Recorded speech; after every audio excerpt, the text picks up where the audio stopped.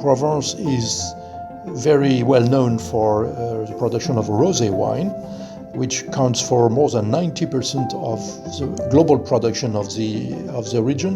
The first idea was to have a vacation house. We arrived in 95, which was our first harvest, but we did not have a winery. It was under construction and it was ready for the 96 harvest.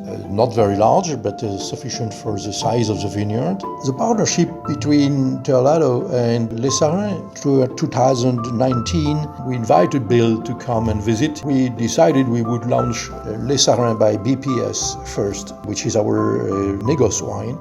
Regarding the colors of the label, it refers to Van Gogh view of Provence. The shutters of the houses are very often either olive green or lavender blue. That's very typical Provence colors.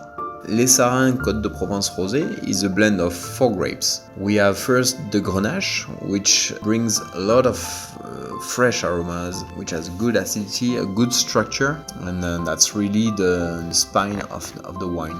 Then we have the Senso, which is more delicate, it's bringing more softness, more subtleties, but sometimes it lacks a little bit of acidity, so you really need to be very careful when you pick it.